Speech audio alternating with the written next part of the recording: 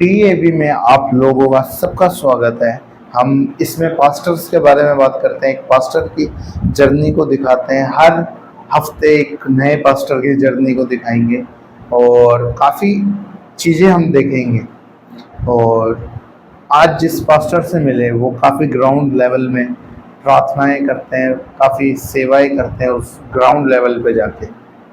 उन पास्टर का नाम है पास्टर जकाई और वो काफ़ी अच्छे लेवल से, मतलब एक अच्छे घर से आके वो उन जगह जाते हैं जहाँ पे एक आम इंसान नहीं जा सकता। तो हम उनसे मिले और काफ़ी अच्छा लगा। उनकी वाइब अलग थी और उनके साथ जो उनका ऑरा निकल रहा था वो अलग था। आइए हम उनसे बात करते हैं। स्वागत है आपका टीएबी में। हमारे साथ पास्टर जकाई आज हमारे साथ हैं, जो कलीसिया कोई 4-5 साल से चला रहे हैं। पास्टर जी, हाँ जी। आप उससे पहले इवेंजलिस्ट थे? हाँ जी। अच्छा, तो पास्टर जी उससे पहले इवेंजलिस्ट थे। इन्हें 4-5 साल हो गए कलीसिया में आए हुए और काफ़ी नाम सुना है हमने, काफ़ी लोगों से हम इनके चर्च के मिले हैं। आज हम इनके चर्च आए थे तो काफ़ी अच्छा लगा इनसे मिलकर। आज हम इनसे बात करेंगे और आप सबके लिए हम कुछ नई बातें लाएंगे जो प्रभु ने इनके जीवन में करी और ये जो हमें प्रभु के बारे में सिखाएंगे। हमारा उद्देश्य यही है कि अपने जो जितने ग्राउंड लेवल पे पास्टर्स हैं अभी, जो प्रभु की सेवा उन जगहों पे जाके करते हैं जहाँ पे एक बड़ा पादरी, जहाँ पे वो अपोस्टल नहीं जा सकता, वहाँ पे वो अपने दासों को भेजता है खुदावन।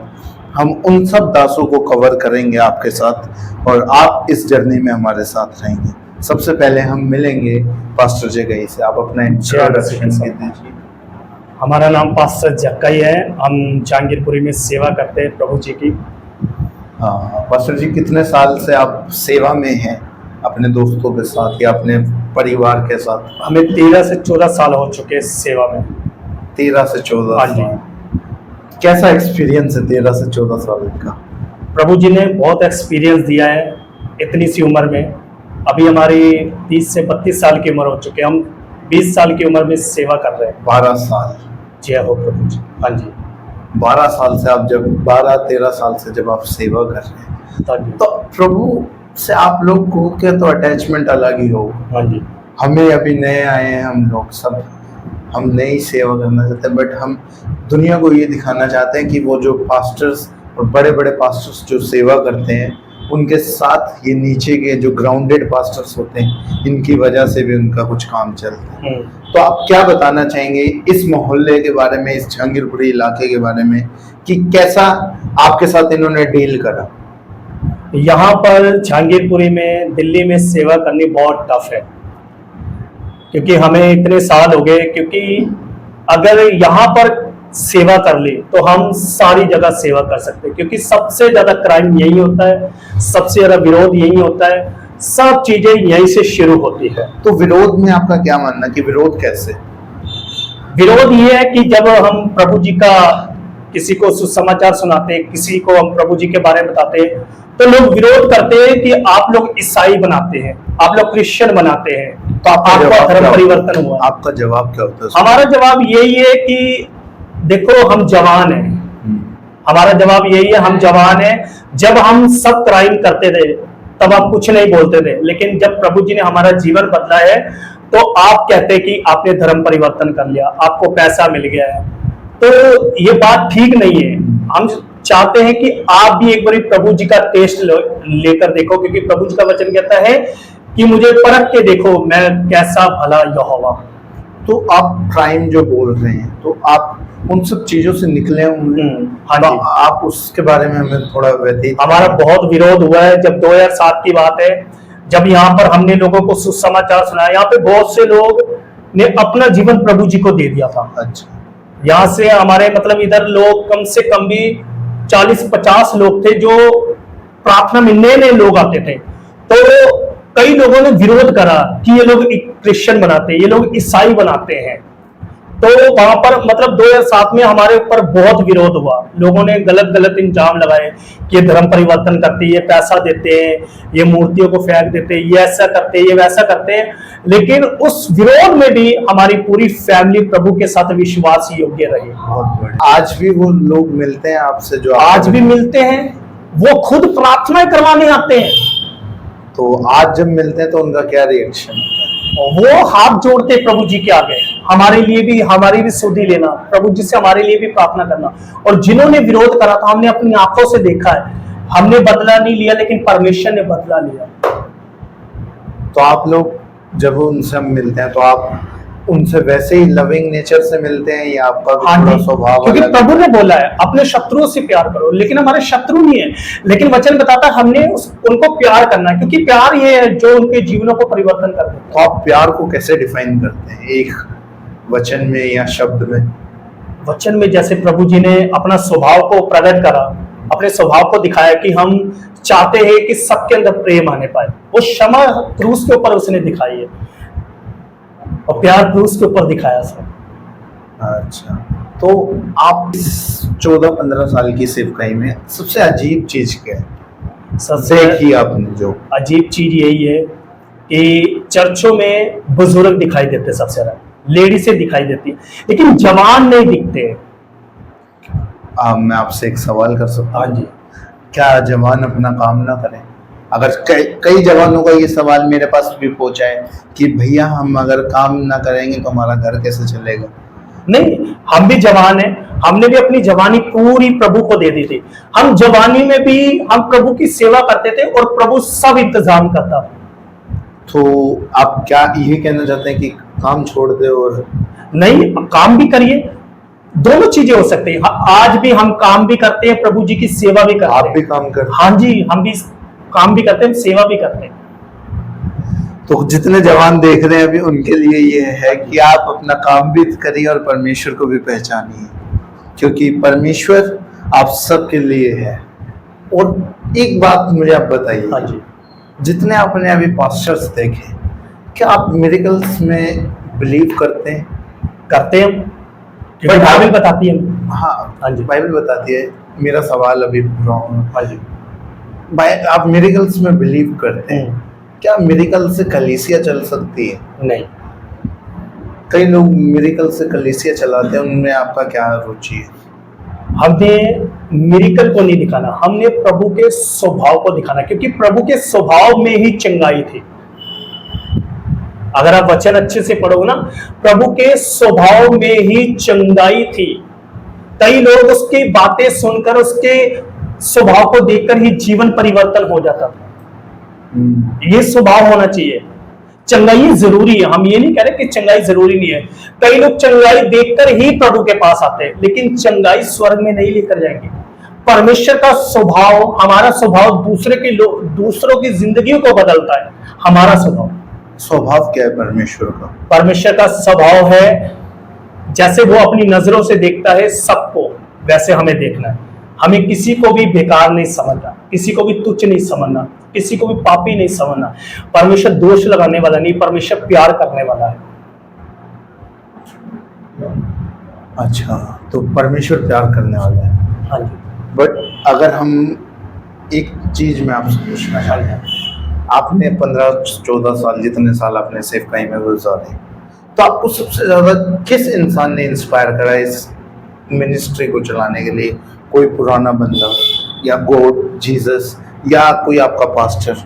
सबसे पहले हमारे पास्टर जी ने हमें इंकरेज करा इन चीजों के लिए, क्योंकि जब हम पाप में थे तो रियल में हम भागते थे अपने पास्टर जी से, हम अपनी कलीसिया से हम नजरें नहीं मिला पाते थे।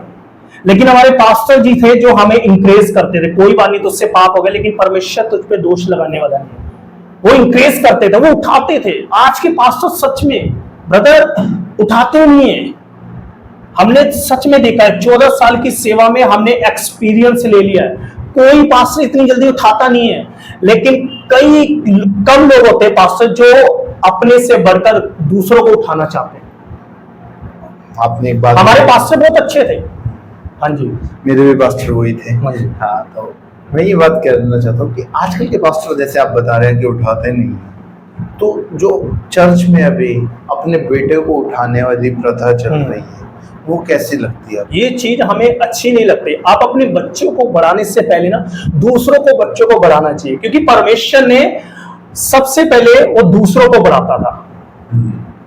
अगर हम दूसरों को बढ़ाएंगे ना, वो ब्लेसिंग दूसरों के पास नहीं जाएगी, वो ब्लेसिंग हमारे बच्चों पे ही आएगी।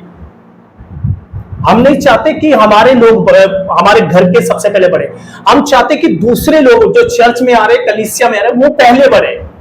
अगर वो बढ़ेंगे, वो ब्लेसिंग हमारे पास आएगी। तो आपके चर्च में काफी लोग आते हैं?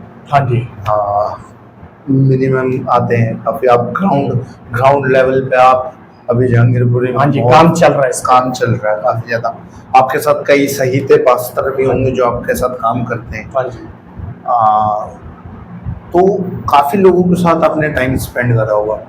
सबसे एक, या आपने सब कईयों के बारे में पढ़ा भी होगा। जो हम बुक्स रिव्यू से पहले तो हमने काफी सारी किताबें देखी इनके घर पे, और इन्हें पढ़ने का शौक है। वो किताबें ऐसी नहीं है, वो पुराने प्रीचर्स, पुराने बंदों की किताबें जो बाइबल के अध्ययन को और गहरा बनाती है। हम काफी, और इन्होंने मुझे एक किताब गिफ्ट करी है जिसकी मैं आपको फोटो लगा दूंगा थंबनेल पे। वो किताब भी अच्छी है। तो आप बताइए, आप पुराने इंसानों में जो आप किताबें पढ़ते हैं, आप जिनको सुनते हैं, उनमें से आपको सबसे ज्यादा इंस्पायर कौन करता है? हमें तो जो भी ओल्ड प्रीचर थे, ये थे या है, उनको हम सुनकर उनके हमारे अंदर ये क्रेज जागता है कि इन्होंने परमेश्वर को कितनी बड़ी दया से इन्होंने ढूंढा है।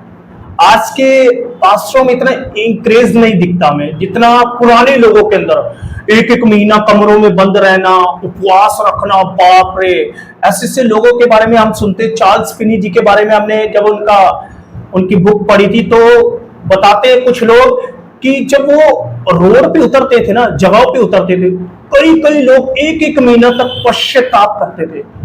लोग अपना जीवन, जो लोग नशा करते थे ना, अपना जीवन यीशु को दे देते थे। तो ऐसे ओल्ड लोग हमें बहुत इम्प्रेस करते हैं, इंक्रेज करते हैं। कई बार हम पढ़ते हैं बाइबल में कि हमें किसी चीज के बारे में ज्यादा ध्यान, मतलब इतना सोचना नहीं है, तो अपने पिता परमेश्वर पर भरोसा रखो, तुझे सब चीजें देगा। ये सब चीजें आपके साथ जब होती हैं, जब आपके साथ बुरा टाइम आता है, चाहे वो फाइनेंशियल हो या किसी भी आपका मेंटली हो, हम जनता को तो जानते हैं जो आपके पास आती है, वो आपको बताती है, आप उनके लिए प्रार्थना करते हो, चीजें अच्छी हो जाती है। तो एक पास्टर का माइंडसेट क्या होता है उस चीज को लेके कि अगर वो परेशान है तो वो कैसे बताएगा?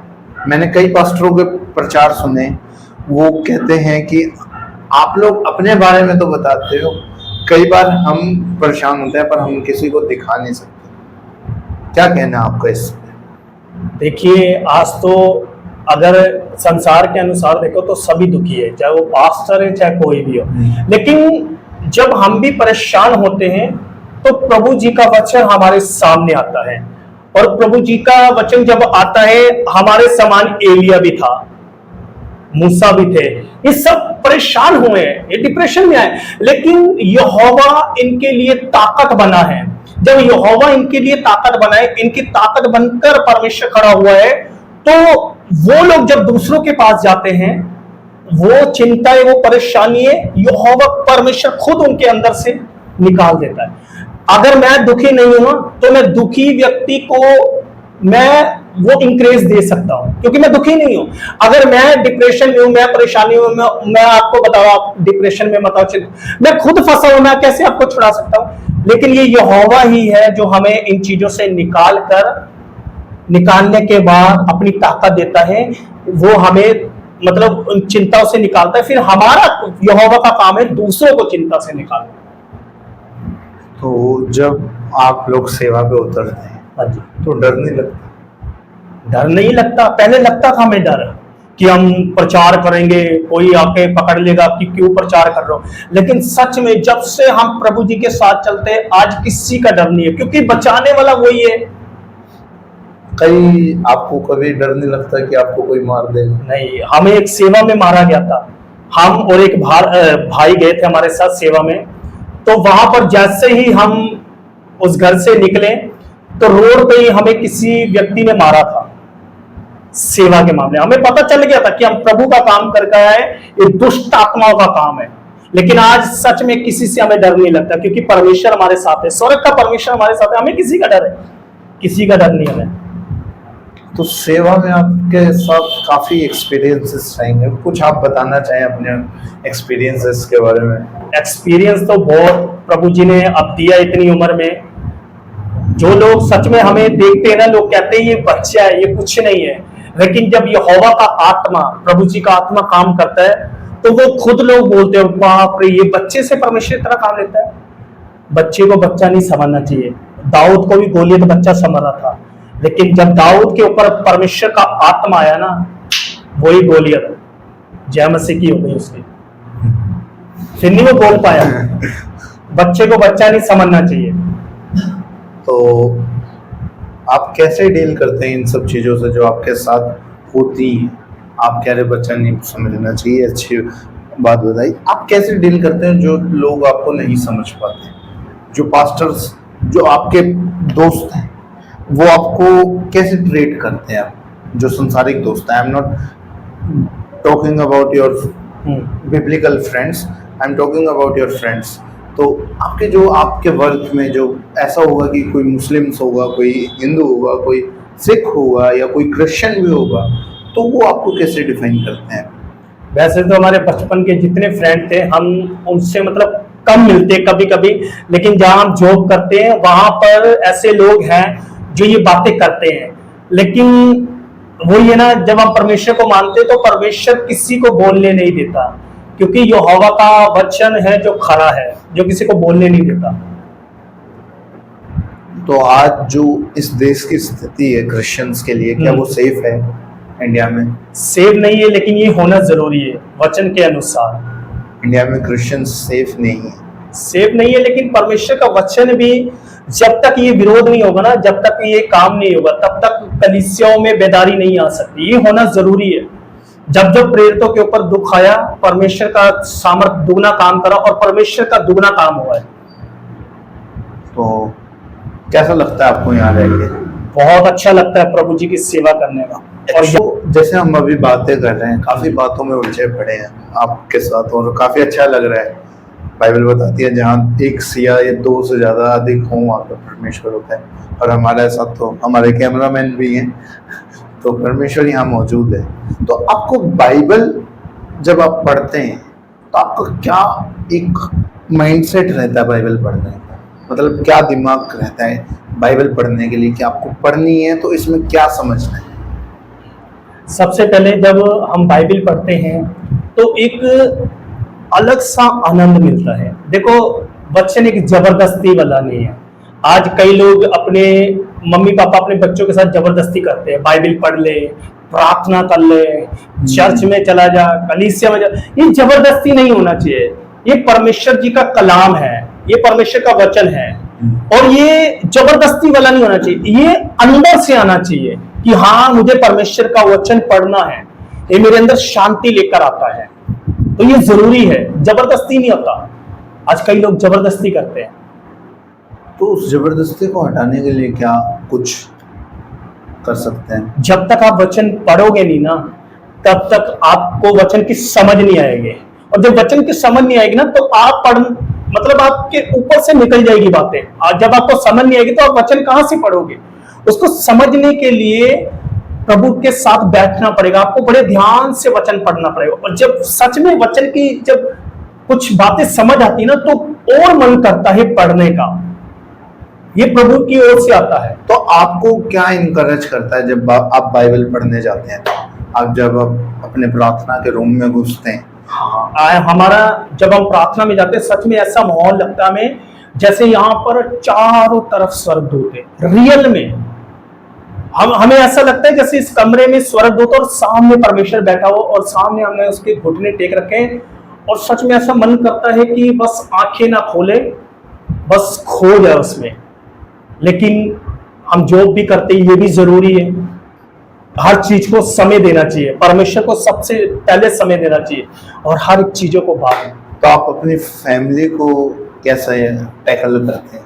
क्या आपकी फैमिली आपका साथ देती है? पूरा देती है हमारी फैमिली, हमारे साथ सेवा में खड़ी होती तो है। आपके मम्मी पापा भी खड़े होते हैं सेवा में? अभी हमारे मम्मी पापा नहीं है, लेकिन उन्होंने हमारे ऊपर बहुत काम करा। आज उन्हीं की दुआ थी जो आज परमेश्वर ने हमें यहाँ पर खड़ा करा है। तो आपके मम्मी पापा भी सेवा करते थे दोनों? हाँ जी, हमारी मम्मी बहुत सेवा करती थी और हमारे पापा जी पास्टरों की बहुत रिस्पेक्ट करते थे, उनको खिलाते थे पिलाते थे, मतलब प्रभु जी का वचन सुनते रहे, बहुत प्यास थी उनके अंदर। आज उन्हीं की दुआओं से हम आपके साथ बैठे हुए हैं, प्रभु जी के भवन में आनंद है। तो आप जब वो गए तो आपके दिमाग में मेंटली प्रेशर पड़ा? हाँ जी, हम डिप्रेशन में आ गए थे रियल में। तो आपके जब फादर की डेथ हुई थी उसके कितने टाइम बाद आपकी मदर की हुई थी? कुछ महीने बाद ही, 2-3 महीने बाद। 2-3 महीने में आपके मदर और फादर दोनों की डेथ हो गई? पहले पापा जी गए, उसके बाद मम्मी जी। तो आपने उस चीज को कैसे संभाला?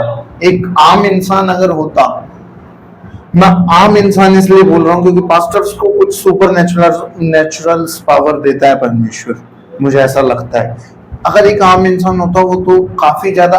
आप कितने साल हो गए उन्हें गए? अभी 3 से 4 साल हो गए। 3 साल हो गए उन्हें? कोविड के समय में गए थे। कोविड 3 साल, उन्हें 3 साल हो गए। 3-4 साल, 6-7 साल तक वो, जब तक उस इंसान की शादी नहीं हो जाती या उसके बच्चे नहीं हो जाते, उसके एक घर नई गृहस्थी नहीं बसती, तब तक लोग नहीं निकल पाते अपनी माँ बाप की डेथ से। आप इतनी जल्दी कैसे मूव ऑन, मतलब कैसे आगे बढ़ पाए उस चीज से? उनके जाने के बाद हम सच में डिप्रेशन में आ गए थे। तो हमारा पूरा शरीर ऐसे लगने लग गया था जैसे किसी ने जकड़ लिया है। हमारे पूरे शरीर से ना, मतलब अंदर से आवाजें आने लगी। जब हम चलते थे ना, इतनी कमजोरी आ गई थी, अंदर से हड्डियों में आवाजें आने लगी थी और हमें मतलब सपनों में भी दुष्ट आत्माएं दिखने लगी। और 1 महीने तक हम परेशान रहे थे रियल में। हमें कुछ मतलब हमें डर लगने लग गया था इतना, मतलब जितना हम सेवा में जा रहे थे उतना ही दुष्ट आत्माएं काम कर रहे थे। लेकिन आज प्रभु की दया से हम पूरे फ्री हैं। तो वो आपको देख के खुश होते होंगे?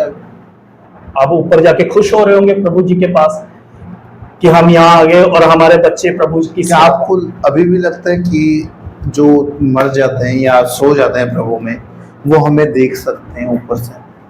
देखते होंगे हमें वो। इसमें बाइबल का क्या, कैसे बताएंगे बाइबल इस चीज को देखो, हमें ये तो नहीं पता कि फैमिली देखती है कि नहीं, लेकिन प्रभु जी जरूर देखते हैं कि जो इनके मम्मी पापा ने जो आंसू बोए थे ना, आज वो काट रहे हैं। उन्होंने अच्छा बोया था। तो आपका एक पर्सनल राय है मेरा आपसे, मतलब पूछना चाहूंगा मैं आपसे कि आपका स्वर्ग और नरक को लेके क्या राय है?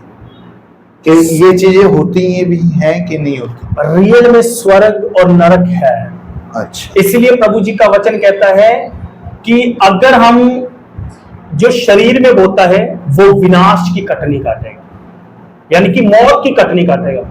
जो आत्मा में बोता है वो स्वर्ग की कटनी काटेगा, यानी कि आत्मा की कटनी काटेगा। ये सच में स्वर्ग और नरक है। आज लोग बोलते ना सब कुछ यही है, ये सिर्फ एक जो हम गलती करते हैं ना उसकी सजा मिलती है। लेकिन जब हम यहां पर गलतियां कर रहे हैं ना, यहां सजा मिल रही है, वहां सजा नहीं मिलेगी, वहां पर हमेशा के लिए खत्म है कहानी। तो मौत से आपका क्या मतलब है? मौत से मतलब अगर कोई इंसान मरता है तो अभी वो उसका फैसला हुआ कि नहीं हुआ? अभी नहीं हुआ, क्योंकि वचन बताता है कि जब हम गलती करते हैं तो एकदम से फैसला नहीं होता।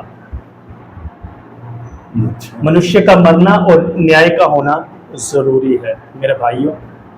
नरक है, रियल में नरक है।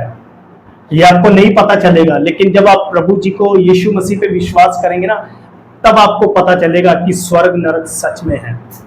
तो आपका क्या सोचना है दूसरी बार जब यीशु आएगा? हमारा सोचना यही है कि हर एक व्यक्ति जो इस पृथ्वी पर है उसके आने से पहले अपने आप को तैयार रखे कि जब दूल्हा लेने के लिए आए, वो आएगा, हमें विश्वास है वो आएगा। जब दूल्हा लेने के लिए आए, जब प्रभु जी लेने के लिए आए, तो हम में से कोई भी नीचे ना रहे, प्लीज हाथ जोड़ के रिक्वेस्ट है, क्योंकि ये समय बहुत बुरा होगा यीशु मसीह के आने से पहले, और वो आएगा। मतलब कैसा होगा वो समय? वो समय मतलब आपको बता नहीं सकते, इतना बुरा होगा, इतना बुरा होगा, क्योंकि मत्ती जब 25वें अध्याय में पढ़ते हैं तो उसमें लिखा हुआ है कि 2 जन होंगे, उठा लिया जाएगा, जगह जगह भूकंप होंगे, जगह जगह विरोध होकर लड़ाई होंगे, झगड़े होंगे, ऐसी ऐसी चीजें होंगी, लाशें पड़ी रहेंगी, गिद्ध खाएंगे, पहाड़, लोग मौत मांगेंगे, मौत नहीं मिलेगी। तो यानी कि यीशु मसीह का आना जरूरी है। जब तक वो नहीं आएगा, हमें सचमुच में ऊपर जाके तब पता चलेगा कि हमने क्या पृथ्वी पर खोया है, और पृथ्वी पर खोने के बाद हमने स्वर्ग में क्या पाया है, उसी दिन हमें पता चलेगा। कहाँ है वो समय अभी? वो अभी कब तक आया है? हाँ जी, कब तक आएगा कुछ? ये कोई नहीं बता सकता। तो आपको हालात देख के क्या लगता है कि वो जल्द आएगा या हालात देख के तो हमें ऐसा लगता है कि वो बहुत जल्द आने वाला है। जल्द आने वाला? हाँ जी, कई लोग कहते हैं कि आप कितने सालों से बोल रहे हैं यीशु मसीह आने वाला है, अरे वो इसलिए नहीं आ रहा है क्योंकि वो खुद चाहता है कि हर एक व्यक्ति रिपेंट करने पाए, पश्चाताप करने पाए, इसलिए वो खुद वेट कर रहा है कि मेरे बच्चे, मेरी बच्चे बदल जाए, कि वो लोग नरक में ना जाने पाए। चलिए, हम काफी अच्छी गहरी बातें हुई इनके साथ हमारी। लास्ट सवाल पूछ के खत्म करूंगा कि आप इतने जो ग्राउंड लेवल पे सेवा करते हो, और आप अपने पास्टर्स के बारे में जब सोचते हो, रोहित राजायन, थॉमस उलेदर, तो उनसे क्या प्रेरणा मिलती है आपको? अरे बहुत जबरदस्त व्यक्ति थे, उनका प्रार्थना वाला जीवन इतना मजबूत था ना कि रियल में उनको देख के ना इंक्रेज आता था कि हमें भी जैसे इनका प्रार्थना वाला जीवन है, इनका नेचर है, इनकी सेवा है, इनकी घर पे लाइफ है, इनकी बाहर लाइफ है, हम भी वो जीना चाहते थे। हमारे दिल से इच्छा है। बहुत अनोइंटेड व्यक्ति थे वो लोग। बस हम अब ये चीज खत्म करेंगे, और अब आज से ये चालू होती है। आज फर्स्ट पॉडकास्ट है, और ये इंडिया में पहली बार होने जा रहा है कि हम ग्राउंड लेवल्स के पास्टर्स का पॉडकास्ट करेंगे, और आगे जाके हम और लोगों का भी पॉडकास्ट लेंगे जो प्रभु की सेवा करते हैं उस जगह जाके जहाँ पे आम इंसान नहीं जा सकता। क्योंकि हमने इनके साथ हम टाइम गुजारते हैं उन लोगों के साथ कि अगर वो असल हैं कि नहीं है। हम इनके साथ टाइम गुजारा, ये उन लोग अपने घर नहीं होते, वहाँ जाके सेवा करते हैं, क्योंकि ये एरिया उन लोगों का है जहाँ पे सबसे ज्यादा विरोध होता है। जय मसीह, जय हो सबको जय।